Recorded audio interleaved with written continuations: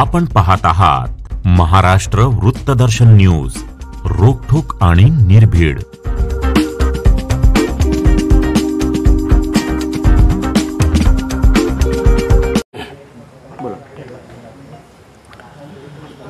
महाराष्ट्र विधानसभा पावसाळी अधिवेशन 2024 दरम्यान विधान भवन मुंबई या ठिकाणी आम्ही महाराष्ट्राचे उपमुख्यमंत्री तथा गृहमंत्री माननीय देवेंद्रजी फडणवीस यांची नुकतीच भेट घेतली व सांगलीमध्ये महाराष्ट्रामध्ये जे अवैध कॅफे शॉपच्या विरोधात आमचे आंदोलन सुरू आहेत।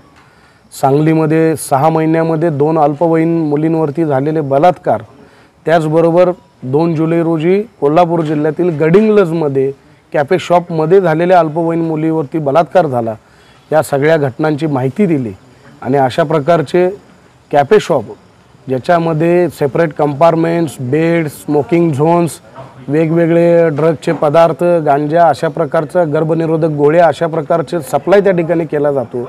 त्या मुलींचं व्हिडिओ शूटिंग त्या ठिकाणी केलं जातं आणि नंतर ब्लॅकमेलिंग करून त्यांच्यावरती बलात्कार होतात। ह्या सगळ्या घटना आम्ही देवेंद्रजींच्या नजरेस आणल्या, त्यांना एक निवेदन दिलं, ते सुद्धा त्यांना सुद्धा हे धक्कादायक होतं।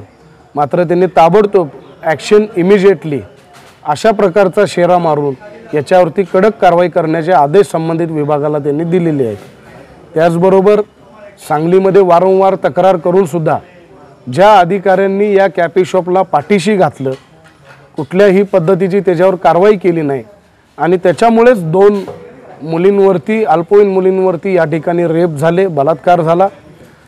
अशाच अनेक किती मुलींवरती अत्याचार झाला असेल आपण सांगू शकत नाही। म्हणून हे अधिकारी आणि कर्मचारी यांची नावं आम्ही देवेंद्रजींना दिलेली आहेत, यांच्यावरती सुद्धा कडक कारवाई करावी अशी आम्ही मागणी देवेंद्रजींकडे केलेली आहे।